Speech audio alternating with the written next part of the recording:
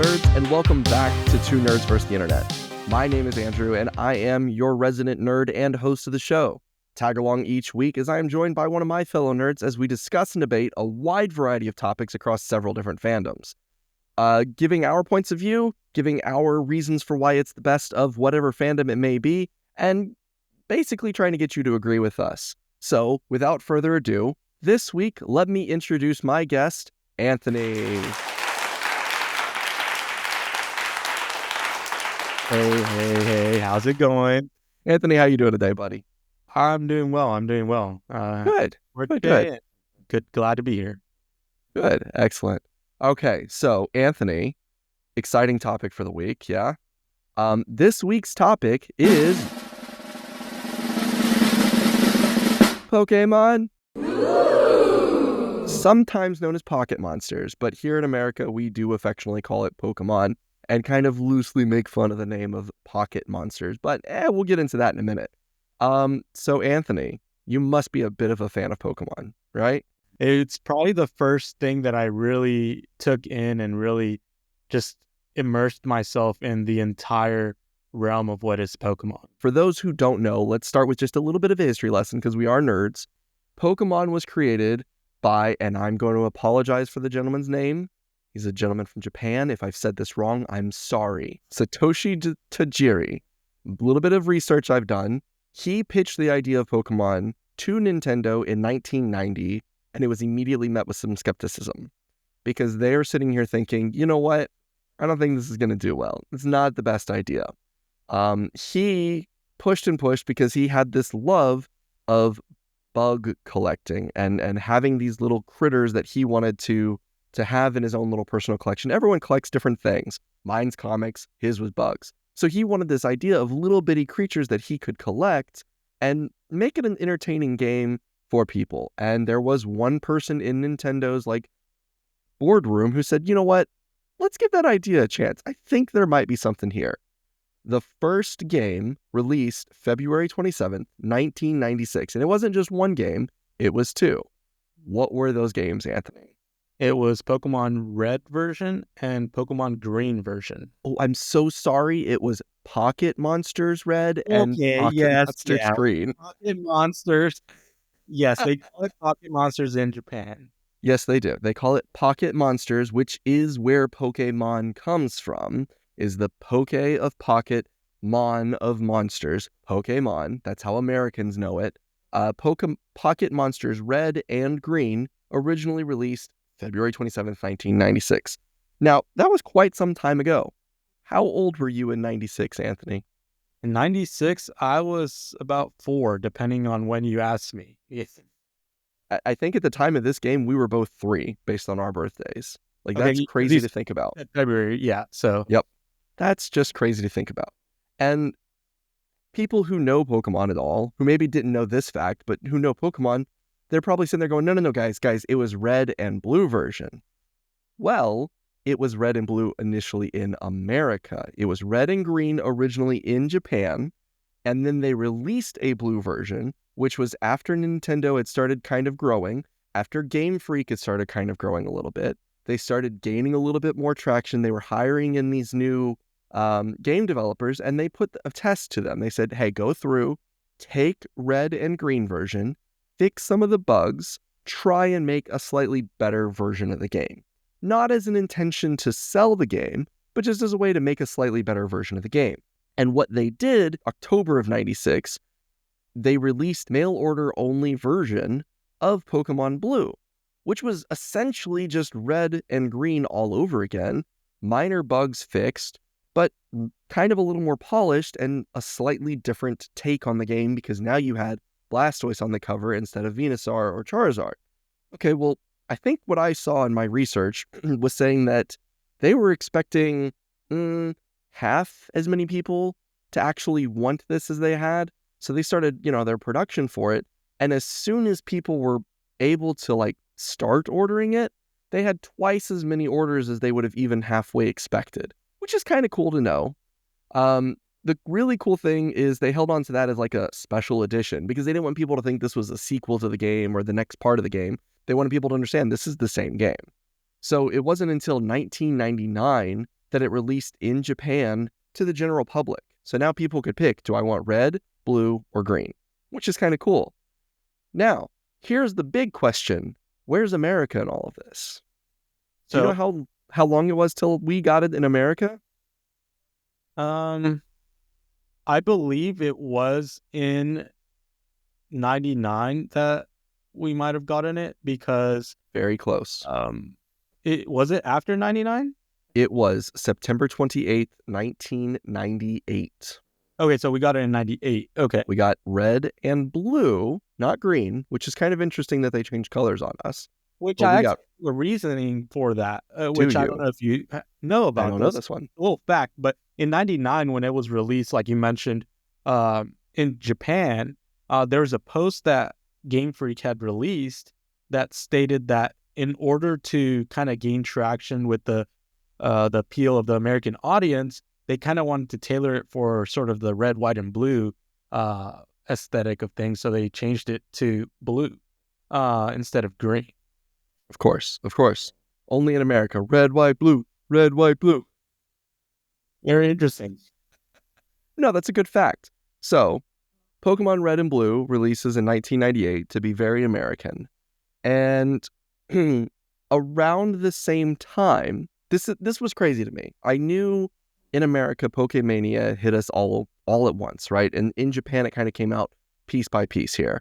But going through my notes, we get Red and Blue September 28th, 1998.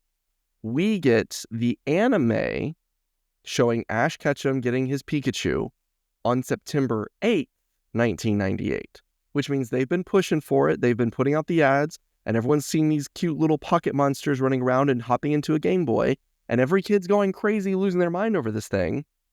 But we also had 20 days of anime before the game even came out, which is just insane to me. But then, of course, you take a step back and think about it. Okay, well, the anime's been released since April of 97. The anime's been released since April of 97 in Japan. So they've had it for a little bit longer, but that's par for the course even today. I mean, how far behind Japan are we always with the anime for any show? It's usually a few months, but I think the fact that they released sort of the game, the anime, and what you probably will get to at some point, the trading card game, all in the same kind of time frame, it sort of escalated the American kind of love towards Pokemon, you know? Exactly. And that was the next point I was going to make is we got the anime September 8th, 1998. We got the trading card game at the end of 1998. I couldn't find an exact date. I'm sure if I did just a skosh more research, I could find that. Japan had the trading card game since October of 96. So they actually got the trading card game in 96 before the anime even came out in April of 97. Which it's just crazy to me that was kind of the timeline of everything. Like you kind of alluded to, like I said, America got hit with a new game, a new show, and a trading card game all within the span of like 3 months for one IP, intellectual property. One. That's insane to think about, that they got that much that quickly. I mean, I benefited from it, definitely. But there's a little bit more that I think we should talk about here. Pokemon Yellow came out in September of 1998 in Japan. So here the Americans are holding on to the first generation of Pokemon games, and Japan's got the second generation at the same time. So they went and they got red and green. Then they got a refined version of blue, which I have to imagine is more or less the game that Americans got, with whatever bugs are still in that game today that we all know and love. But while we're sitting there going, this is the best thing ever, Japan's like, hold my sake and watch this. Oh, man. They're already a whole generation or half generation ahead of us. Pun intended, generation there. But we didn't get Pokemon Yellow version until October of 1999. Now, it's kind of funny to me that I was talking about the anime came out April of 97. The trading card game came out October of 96 for Japan, both those dates for Japan. Do you know when the manga came out in Japan? Ooh, I do not. August 8th, 1997. Okay. Do you know how long it took before America got the manga? I mean, if the show and everything is around 98, I'm having to assume that it would be 99. July 6th, 2000. Whoa. So they Yeah. waited some time before it released here. Yes, they did. They waited a good little bit before it released, which is kind of impressive that it even came to America, honestly, because I know manga wasn't really that big of a thing for people for the longest time in America. And that could have played a factor just because many people weren't reading back then. Exactly. Exactly. The way that came through to me, it sounded like you said people weren't reading, which sounds about accurate, honestly, That's but probably a true fact in general. People aren't reading now, but they're reading right. manga or comics. Right. So it's just crazy to me how a game is pitched in 1990. It doesn't get fully released until 96. And we all are very familiar as nerds with how long it takes to develop a new game. It just takes time. And that's okay. That's an art of the craft. It's going to take time. I don't want them to rush. I've never wanted game developers to rush. So he had to pitch it. He had to get it built. It's a fairly simple game for what it is. I'm not going to sit here and say, oh, anyone could build a Pokemon game. But it's kind of one of those things that once you understand what makes a Pokemon game, you can kind of go, oh, I see what they did there. And the technology they had at the time, you're like, okay, yeah, I see what they went with. Okay, this kind of makes sense because it's sprites. It's lots of little JPEG images that you flash between a couple different images at a time, depending on whatever inputs you're given to the game. And it's a map that kind of moves, which they've already perfected with Mario by this point. So it's really not that different. Zelda's already been going for a while, so it's really not that different. It's just 150, 151 little bitty cute creatures. And that's how it starts. And, I think that's kind of fun to see that this whole fandom, you can be a fan of this fandom in so many different ways. You can be a fan of the anime, you can be a fan of the video games, and there's a myriad of different video games. There's the mainline games, there's other games, and I think we should touch on those briefly today. There's the trading card game, and then there's even the manga. And I have to ask, Anthony, when you think Pokemon, you meet some schmuck off the street, and he's like, hey, tell me about this thing, Pokemon. What comes to your mind? What's the first thing that comes to your mind? To me, it's the games. And I know that you mentioned the anime and then you mentioned, the trading cards, but I feel like the games is where most of the people first experience Pokemon and then they decide to explore more if they choose to do so. Right, right. And I kind of I'd have to agree with you. If I think Pokemon, I think the video games. And in whatever form or fashion is current in my head, it's always the video game that I'm thinking of. It's not usually the anime, it's hardly the trading card game, and it's very, very rarely the manga. Now, I've partaken in all of those. I collected the trading card game or the trading cards at first because honestly, my introduction to Pokemon was watching the show, seeing Ash Ketchum, and then going out and getting packs of Pokemon cards because my grandparents thought, oh, what's something he can collect? Maybe one day these will be worth things. Yeah, this could be pretty good. Let's collect this for him. And so they'd buy me packs of cards, and I didn't hardly play it then. I did learn how to play it because I think at one point we got a copy of, it was like a digital copy of the game for a computer. So I learned how to play the game, but I didn't have decks or enough cards or anything to actually play the card game. And for me, I honestly didn't play any of the mainline Pokemon games until Gold or Silver when I got my first Game Boy. I remember for Christmas getting a Game Boy and then getting, God, I want to say it was Pokemon Silver because for the longest time I thought Lugia was like the best legendary you could possibly have. It's not a bad take. Yeah, I'm right, of course. It's. So what about you? You say the games is what you think of. When did you first start playing the games? Let's see. This is actually a very interesting story because I probably wouldn't have gotten into it as much if I wouldn't have gotten the game. So I had seen people trade trading cards in school. You go to the playground and people are just like showing their cards off. But you know, if I tried asking my mom, "Hey, can I go buy a pack of cards?" She's gonna be like, "No, that's a waste of money." It's just cardboard. Uh, Right. Wait till It's I just tell her cardboard. those cardboards are worth now. You know, Some of them, yeah. not all of them, just some of them. That time period, though, a good number of those cards are worth a lot. But I was playing at a playground one day. It was just me, my aunt, and my cousin, my sisters, and I had found a Game Boy Color. Uh, and in it was a cartridge of red version. So, I mean, I waited to see if anyone came back for it. By the time we were getting ready to leave, the game was still there. So I decided to grab it and claim it as my own.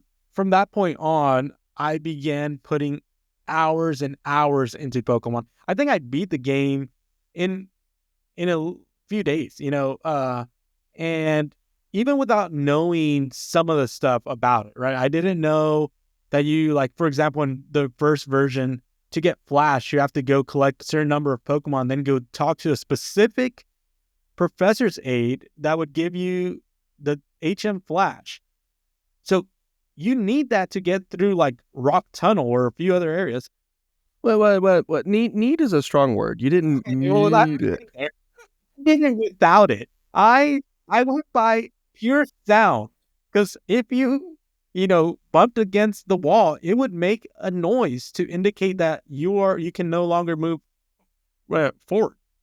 So it did take me a few hours, but eventually I got through Rock Tunnel without it. I think it wasn't until I finished the game that I actually found the Flash. But anyways, that was my first introduction. If it wouldn't have been for me finding that Game Boy Color in the playground, I probably wouldn't have been introduced to it until much further down the line. Right, right. And, I think everyone's going to have a different interaction or starting of how did they come to being a part of the Pokemon fandom. And it's kind of cool just in between you and I, both the big fans of this series that we are. My start was the anime and the cards, and now I'm a bigger fan of the games, and your start was you finding a random Game Boy and being able to get the game. So it's just kind of fun to me that there are just these wide differences, but it makes all of us Pokemon fans. There's a guy that I work with who's a big, big, big fan of the trading card game, and I try to talk to him about anything going on with the anime or anything going on with the video games right over his head constantly because it's not part of what he knows. And so it's just kind of interesting that even though he's a fan of Pokemon and he knows many of them just like I do, what he knows about them is completely different than what I know about them. Because the things that you have to learn while playing the video game versions, it's a fact and it's a statistic that just doesn't matter to anything going on in the anime. It's a statistic that doesn't matter at all in the trading card games because the trading card game you only have 6 power types Yeah, or it's 6 energy less. types. 18, and I think it's maybe like 6, so like three times less. Right. It's a significantly less number of them, and it's just that's the trading card game. That's how it works. So I mean, that's a good start to how you got into Pokemon. And I think that people like you and I are what gave Pokemon such a good reception when it was first coming out. I mean, obviously that list of everything that we went through of how quickly it went from Japan to America and just exploded overnight with all of the different bits of the fandom coming out all at once, it helped to grow out of nowhere. I mean, I remember Pokemania coming out and people all over the news talking about Pokemon and how it's the next big thing and how it's selling out everywhere. And you even had those ultra conservative individuals who thought that Pokemon is some game of the devil and, oh no, this is going to hurt my children. And realistically, those are the same people who thought that D&D was their children summoning demons. It isn't. These aren't demons. Some of them might look slightly demonic based on what you believe or don't believe in. They're monsters, little bitty monsters. Some are kind of cute and cuddly. Some are kind of big and grotesque. Some are gods in their world. Some are an ice cream cone. There's all sorts of types of them. At its core, a good Pokemon trainer is best friends with all of his Pokemon. So, you know, I love the games at this point, and I think I'm going to love the games for as long as they keep producing pretty darn good games. What's been your favorite aspect of this fandom and being a Pokemon fan? What's been your favorite thing? I guess that I'll answer this in a few different parts. One of the things that I really enjoy is when you speak to someone that enjoys Pokemon is they usually have their favorites, or they have a type, or like class, if anyone doesn't know what Pokemon is, of what their favorites are. And they try to, mimic running with a team purely of one type, or always trying to get the same team across many different games just because they're used to running with that squad. Now, You know, Anthony, are you trying to make fun of me and my love of Crobat? no, no. Okay, Crobat is one of those that's once you've ran with it, you're like, this is a really good Pokemon. It's very fast, it's very strong, great. But you do run with the same squad every single time, and don't try to give the new Pokemon at least a chance, you And know? that's not true. That's not true. When we played Scarlet and Violet, I did intentionally only use a team of new Pokemon. I didn't use anything old, and Zubat's not even in the game. So I couldn't use Crobat if I wanted. That being said, Tinkaton and Tinkatuff and Tinkatink are some of the best Pokemon that have ever come out of the game. And that's why I will try to use one in every playthrough that I can for any game that comes out that it has them in the future, because holy snikes is that little fairy just a mean SOB. Well, speaking of Tinkaton, like there's a whole lore behind Tinkaton and like Corviknight, but I think that's another aspect of the Pokemon realm that I really enjoy. Is there's this whole lore of Pokemon that unless you like kind of like dive into the game or the anime or something, there's Pokemon that don't like each other. There's Oh like yeah. there's Pokemon that like are always seen together, and you might even see it in the games. You might even see it in like card, artwork, and just a bunch of stuff that's like hidden that unless you go into trying to explore the Pokemon realm and just trying to find all the little hidden like Easter eggs, you may not notice. But yeah, there's just so many things. It's hard to narrow it down to like one or two things that I really enjoy about it. But I think the games just kind of provide a solid, kind of foundation to the aspect of Pokemon. And, there's so many versions that you can gain so much from any or Right. each one of them. And so let's talk for a moment about what is the world of Pokemon for someone who doesn't know. And I think even across the trading card game, across the video games, across the manga, and across the anime, the core concept of what is Pokemon is the same. This is a game, this is a story, this is a world in which there are these fictitious little creatures that you engage in a small form of combat with someone else's creatures or with a random creature, depending on what version of Pokemon you're in. And a lot of the times it's you on an adventure of some form, out to be the best Pokemon trainer, meaning you're going to go and collect gym badges, you're going to go and try and see and catch all of the Pokemon that are in that game. And I mean, that's mainly for the video games. That gives you, the player, that choice and that chance, and kind of makes it a role-playing game or an RPG, if you will. But the anime follows one character, Ash Ketchum, on his adventures through the different regions of Pokemon. Um, the video games are each set in the different regions that the anime also goes to, but the character isn't Ash, and you're not necessarily on the same journey as Ash.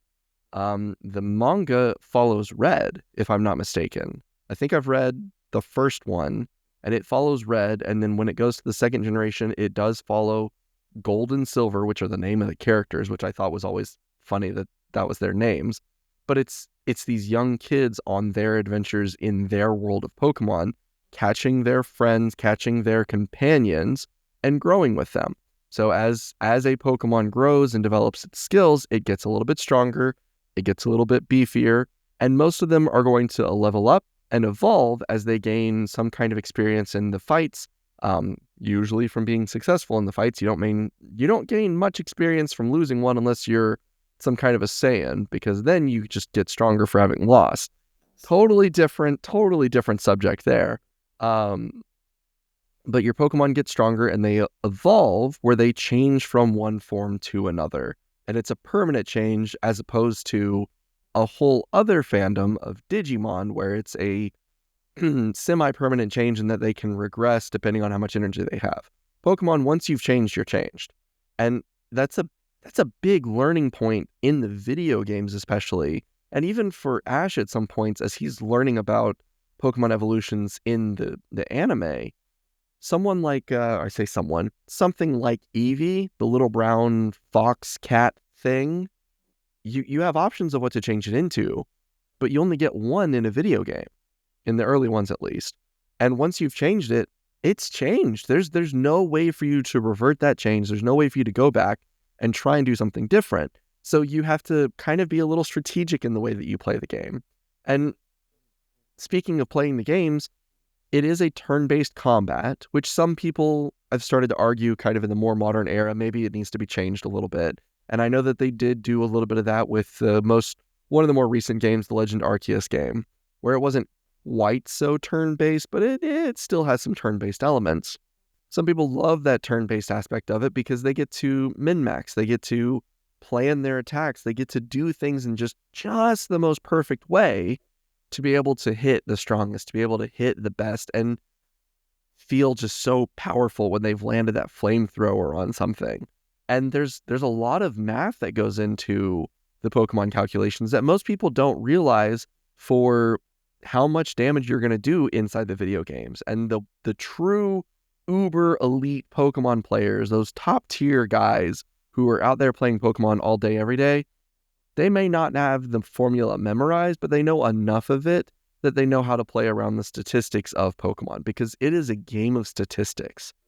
Yeah, no, they ran simulations of a battle that they are like, oh, it will survive this as long as it's not a crit or something like that. And you're right, it is a game of statistics and RNG. I wanted to kind of go back to what you were saying, what you guess Pokemon really kind of like what really captures Pokemon. And I want to go back to something you mentioned earlier, that your grandparents bought you Pokemon cards because they wanted you to collect something. And I would argue that Pokemon is, in its whole, the manga, the anime, the games, the trading cards, is a game of collection, because even the story goes towards you're collecting badges, or you're collecting Pokemon, or if you're not a trainer, you're a competitive contest winner, you're collecting ribbons, or there's some sort of collection that's happening, and you're choosing what it is to collect.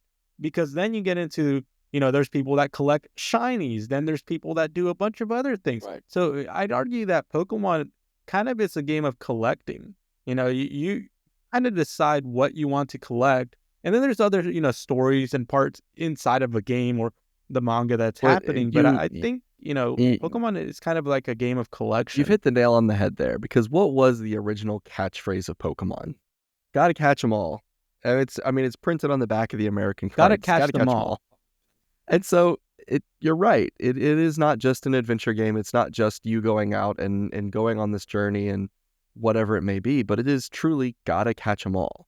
And it's hard to catch them all sometimes. I mean, I mentioned 151 Pokemon in the first generations of the games. You can't even catch all 151 in a singular game, which is something that I think, and I don't know, but I have to believe that this was kind of revolutionary for the gaming industry as a whole. Because I know the Game Boy had been out for a little bit, and that was part of the apprehension that the guys had when they were finally getting to the point of releasing it at Nintendo, is they're like, do we really want to put this on the Game Boy? Do we want to put this on something else? And yeah, they released it for the Game Boy, but they started kind of making sure that it was a little future-proof and they could start putting it on the Game Boy Color that was to come, and then everything ever since. But it kind of opened the door for them to be able to do a huge thing of the linking. that the Game Boy had the capability of. Because up until this point, not many gaming consoles really had the capability for you to connect with your friend and interact with their game, whatever game that was, in any other way. Now, Pokemon kind of helped to really push the boundaries on this, because if you've ever played a Pokemon game, you know that if you get Pokemon Red version, there are Pokemon you cannot get because they're locked into Pokemon Blue version. And as infuriating as it was as a kid to be hunting and hunting and hunting for a specific thing just to find out, oh, it's in the other game that you don't own. And you're like, well, this stinks. I'm never going to find that Pokemon because I don't have friends. I'm a nerd. I'm a loner. My life sucks. So what usually ended up happening is you did find that one rich kid who did have both copies of the game and 2 Game Boys. You'd go to his house, you'd be friends with him, he'd trade you over the thing you wanted, and you'd go about your merry way, and you'd now have the Gengar that you've been hoping to get, because Gengar was locked behind trading it off to someone, which is just mind-boggling that they put that into the game. But hey, the intention was to get you to have to interact with your friends and to play the game with them, which is a really cool way to do it. And I mean, even today, you and I are still playing Scarlet and Violet from time to time and having to work cooperatively to catch some of these massive legendary Pokemon that are coming. Or when the game first came out, you and I are getting together and playing it online because there were things in my game that I couldn't get that were in your game, and I wanted it from your game. And so I would trade you so we both had one of everything, just so we could complete our Pokedex and have truly caught them all.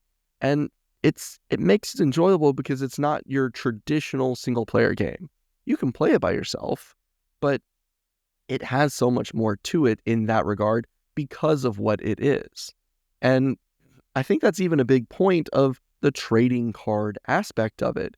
Yeah, you can open the trading cards, and I might find the really cool holographic Charizard that I wanted this time. Maybe I didn't. Maybe I found the holographic Blastoise and I've got 2 of it now. Okay, maybe you have the holographic Charizard and this is now your second one. Well, us in 1998 would probably have traded like, oh yeah, you could have the Blastoise if I get the Charizard. And then I would have come out better from the deal because Charizard's way more valuable today than it is back then. And, today we would never make that trade because I'd be like, damn, I can't afford that multi-$100 Charizard that Anthony's got over there. I guess this guy's lucky it has 2 of them.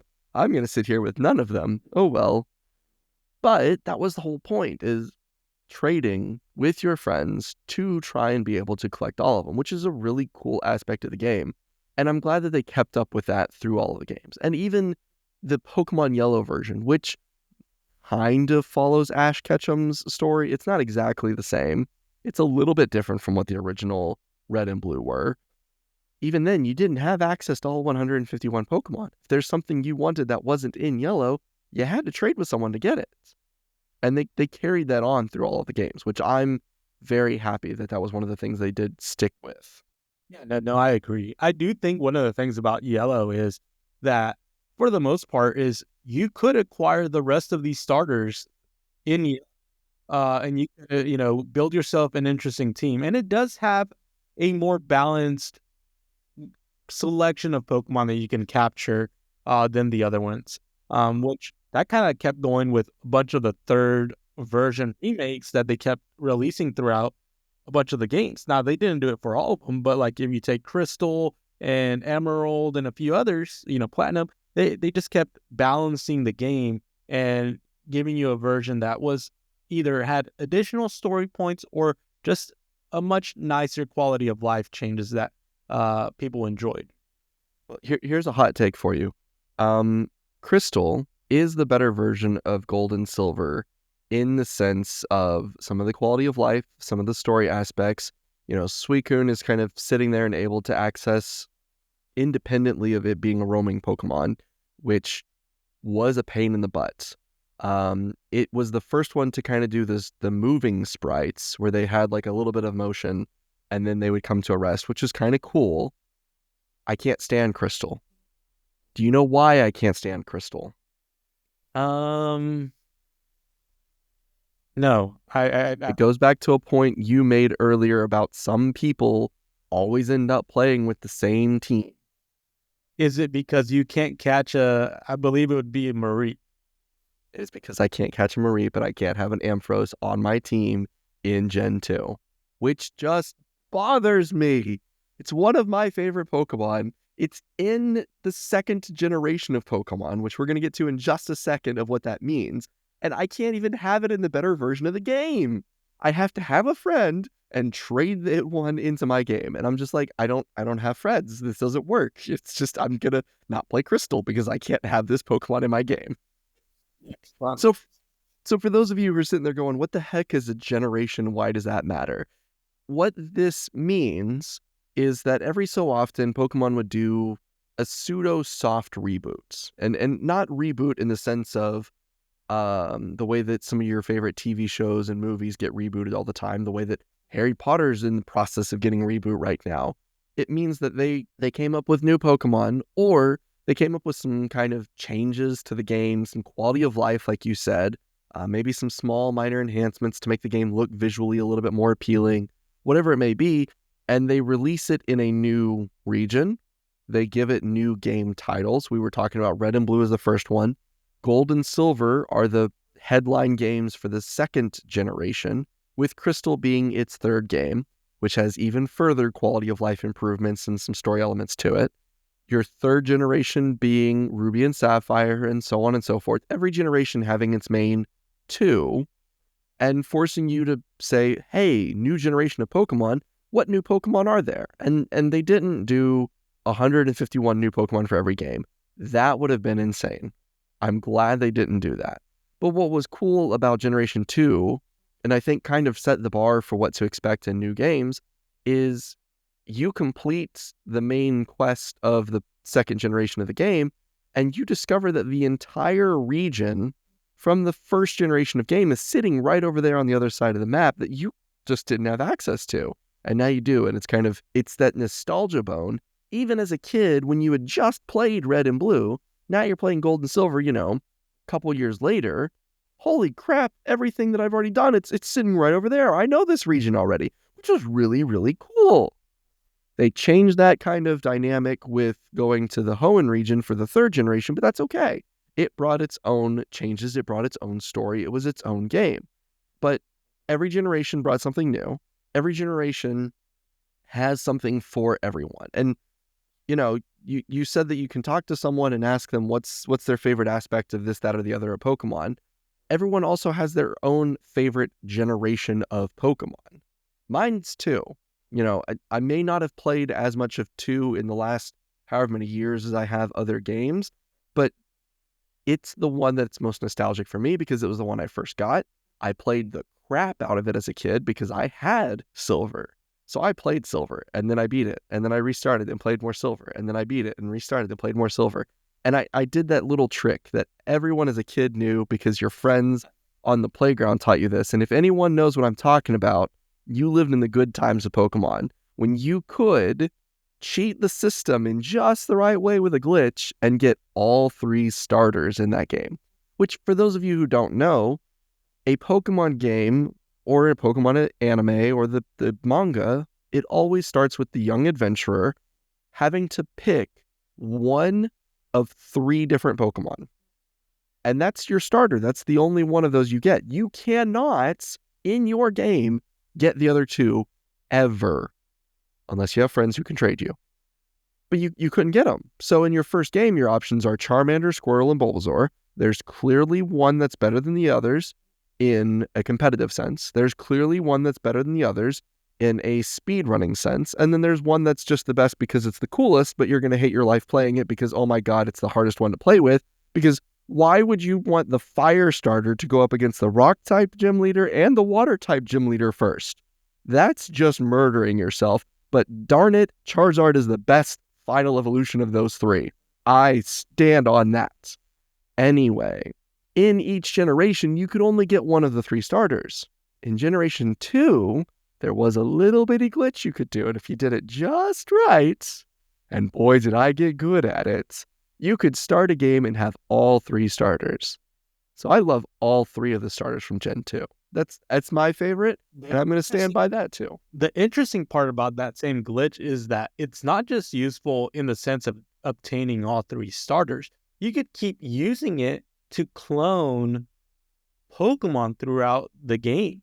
So if someone of your friends, if you did have a means to like trade them out, you could just clone a Pokemon over and over again, send them to your friends, and they're cloned in the same manner that it was put into the box. So if it was holding a Master Ball, you could get 100 Master Balls. So the game was. I wasn't interested in that. I just wanted the 3 starters. I didn't care that I could get a nugget and then have infinite money. I didn't care that I could take the Master Ball and have infinite Master Balls. That wasn't important to me. I just wanted the 3 starters and then I was good for the rest of the game. Didn't matter anything else to me. But that was probably the most craziest glitch and the one that most people remember. For sure. And they still had it in Crystal, but it was just that much harder to trigger. The timing on it was that much more difficult. You could do it, but dang, it was a lot harder to do. So that was my favorite, Generation 2. Which one's yours and why? So this is a hard question because there is a favorite overall in the sense that I enjoy playing this game. I know it so well. I could speedrun a game in probably, crazy hours. Maybe not speedrun record type hours, but I'm talking about the normal average person. I would beat their time. And it's probably Gen 3, just because I played it so many hours and I understand just at this point, I have the entire type coverage memorized and the moves that Pokemon can learn that I could just do it. But I think that Gen 4 has my most favorite addition of Pokemons that were added because they added new evolutions to a bunch of like Gen 1 Pokemon, and they added a bunch of cool aesthetically looking Pokemon that, legendaries and just random Pokemon that you could find in the wild. So I would say 3 is my favorite game to play overall, just because I can, run with it really fast. But 4 has probably my favorite set of Pokemon that they've added. Okay. And so just for the ones who don't know, Generation 3 are Ruby and Sapphire with their 3rd game, Emerald. Correct. And of those 3, which one's your favorite? So I bought Sapphire for my birthday when it first came out, but I like Emerald because of the quality of life improvements and just the extra parts that you get after you've like defeated the game. Well, it's a good combination of the other two. That's something fun and interesting about Ruby and Sapphire, and I think this was the first time they really did this. I don't think they've done it since, but the big thing about Ruby and Sapphire, at least from my perspective, is that there is Team Aqua and Team Magma as the bad guys of the game.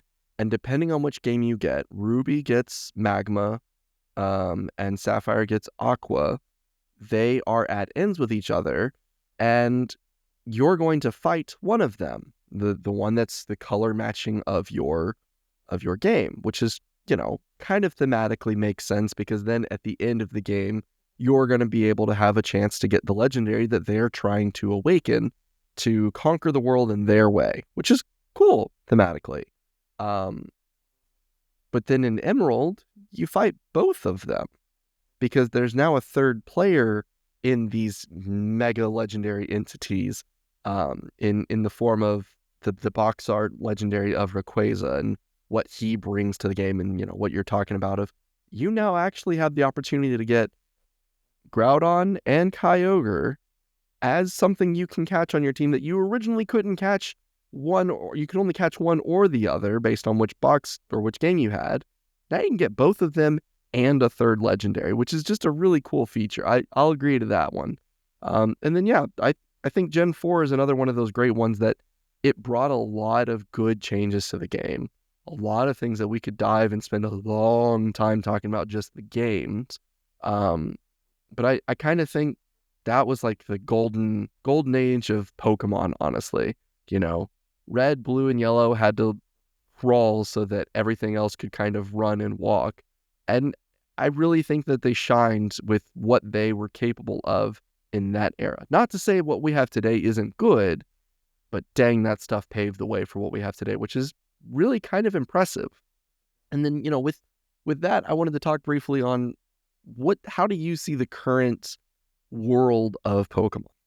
I mean, I think people still love it, and people are going to continue to love Pokemon. You get new generation of kids that get introduced to Pokemon, and they don't have to sit through those low, not really lower quality of life, but like those Gen 1 games where you couldn't run, you had to literally, step by step walk. Those things most kids wouldn't be comfortable playing because they'd say it's boring. It's Or the challenging. sprites. They're like, I don't like sprites. I like this 3D render of art. But I think if you speak to an older, experienced, Pokemon fanatic, they'd say, I want more.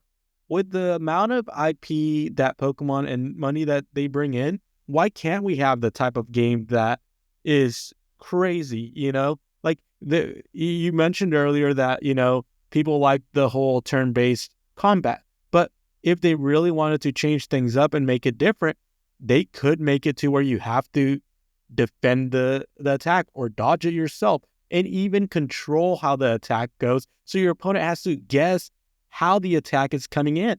It may be hard to make a game that way, but it's a challenge that I think Pokemon and the developers sort of need to take on. It's like, how can you adapt the game to the new generation of games that require better computing and graphics because they could do it. People sort of want it. You take a look at the graphics for like Scarlet and Violet, and some of them, people there's many different takes on it. They're like, well, this is a game meant for kids, It's like, sure, but at the same time, if you look at the design of some of the graphics, it's very low quality, even for the polygons. It's like you get a bunch of clipping and a bunch of stuff that you would think that they would have at least perfected, even if it was a lower quality in graphics game. Well, But you make a good point there because look at Zelda. It's been around for longer, and the first Zelda game is honestly a lot more simplistic in the game design than Pokemon, but is a challenging game. Way harder than Pokemon game, but it was still designed for kids. And look at the most recent Zelda games, Breath of the Wild and Tears of the Kingdom. Those are on such a different level compared to where Zelda games started. And now, to be fair, Zelda games have always been a little bit more real-time action, not like Pokemon's turn-based. So there's a huge difference there, and I'll grant that and concede it.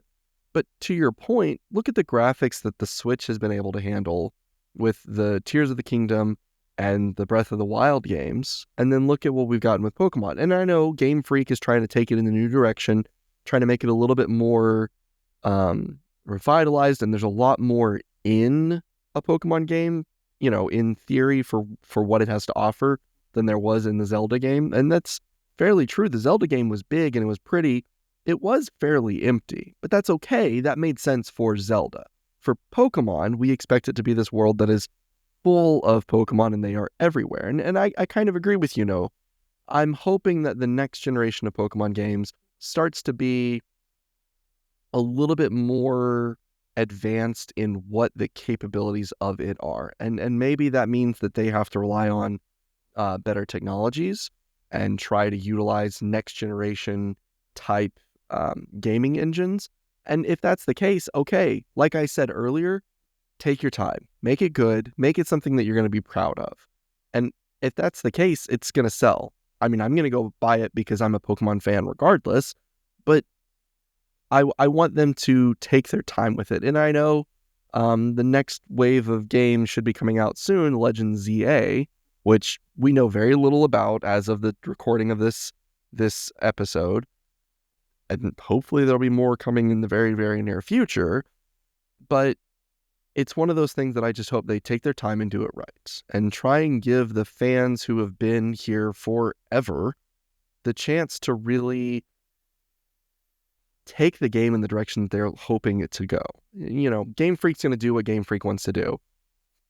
Hope they listen to the fans and take it in that direction, because this is a series that is sitting at one of the most popular of all time. what other series? It's not the most popular game series of all time. There are 1, 2, 3 other game series ahead of it. Can you guess what one of those game series are? That is also a Sells better than Pokemon or has more sales than Pokemon. I mean, Mario has to be up there Mario is number 1. because I mean that's sort of like if you think Nintendo, you almost think Mario. Right. And in the same realm of thing, I maybe Sonic. No, actually, the other 2 are Tetris, of all things, Tetris, and Call of Duty. But, that's more because of how many games they pop out every other 6 months. And Tetris is an interesting answer there. yeah, it is. But it's kind of impressive to me that this game that started back in the 90s is listed as the fourth most selling game series at somewhere in the neighborhood of 480 million sales. And it's just ahead of Grand Theft Auto, Minecraft, and FIFA, which is impressive and crazy to think about because between Mario, Tetris, Call of Duty, Pokemon, Grand Theft Auto, Minecraft, and FIFA, there's a couple of those that are considered a lot less nerdy than others. Now, everyone's going to be a nerd about something, which is the whole reason that we have a great world. But it's just crazy how big and how vast everything is in the world of Pokemon. Because not only does the game sell like crazy, but we've got PokeTubers all over the internet talking about everything that we've even talked about here today. You've got people who are huge fans of the anime, and they're going to be talking about every episode of the anime as it comes out. You've got people who are trading card game fanatics, and they're going to play and practice and collect every card. I mean, some of them, literally their entire channel is just them trying to collect the cards, putting some challenge on themselves of, I'm going to collect every whatever card in whatever amount of time just to see if they can do it. And there's a lot of every kind of card out there at this point. And then there's obviously the most popular of all the PokeTubers of people playing the video games, playing them as they come out, and doing something that we didn't even get a chance to talk about today of doing a Nuzlocke, which I think we could do an entire episode on just what a Nuzlocke is. So I think that's a good place for us to end today. Aww. This world of Pokemon is just so vast, and there's so many different ways for any person to get into this fandom. If you were able to suggest one thing, if you were to say, hey, I've got Pokemon, I want you to try blah.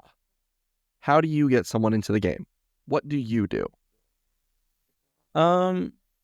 If I'm trying to get someone to play Pokemon and maybe they've never experienced it themselves, I probably would point them in the direction of the most recent game, even if there's not enough experience. And the reason why is because you sort of want them to experience a game that has better quality of life changes than just telling them to go play Pokemon Yellow or Red, right? So give them something that has the better graphics, quality of life. And then if they enjoy it, then tell them, okay, I actually had the better game that you should try out. You'll enjoy it. And it's XYZ. But that's sort of my take, because if you're trying to get someone new to learn Pokemon, it's very challenging just because there's so many things to it. Do they enjoy competitive battling? Do they enjoy just capturing things? What do they like, and will they enjoy it? But there's so many things that Pokemon offers that you can sort of get lost within the game itself. No, I think that's a good suggestion, and it's definitely the most approachable of the games. Some of the older ones that are on consoles that you can't even hardly buy anymore, it's definitely harder to play some of those games.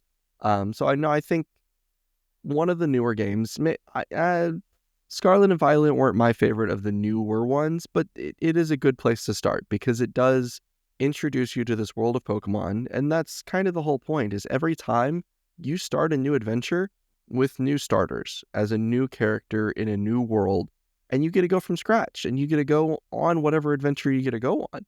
And that's, honestly, to me, that's the part that it keeps bringing me back. It's not just the Pokemon that I love and get to go and collect and catch, and they get to be a part of my team by the end of the game because I'm like, okay, well, I found an Ampharos, and I found a Crobat, and I found a Tinkaton, and I now have the penultimate team that I want, even though if it's not the most powerful team in the world. It's my favorite team. But it's the fact that you get to go on a journey of discovery and be a part of this new game. Even though we're well past the marketing age for Pokemon, it appeals to people our age and older and young people just the same. And I think that's honestly one of the best things about the Pokemon game is it is truly for everyone. And if you don't want to play video games, go watch the anime. Go watch the newest anime that's on a whole new adventure. Go watch some of the old anime. It still holds up. It's a little hokey at times, but it still holds up. Go try the trading card game if you're into trading cards. Go read the mangas. They're fantastic. Find a way to get into Pokemon. Whatever works best for you. Well, Anthony, thank you very much for spending time with us today. I really appreciated hearing your side of things on Pokemon. Any last thoughts you want to leave people with? Not really, just Pokemon Days in a few days. So if you're listening to this in the future, I hope that you get to experience Legend ZA, and we're going to experience the trailer hopefully in a few days because I want some information about this game. Well, Anthony, thank you very much for your time. It's been a pleasure. Have a good one. Thank you. And to all of the nerds out there listening in with us, thank you so much for going on yet another crazy adventure down this fandom. Please tune in next time when we go down yet another rabbit hole into yet another fandom.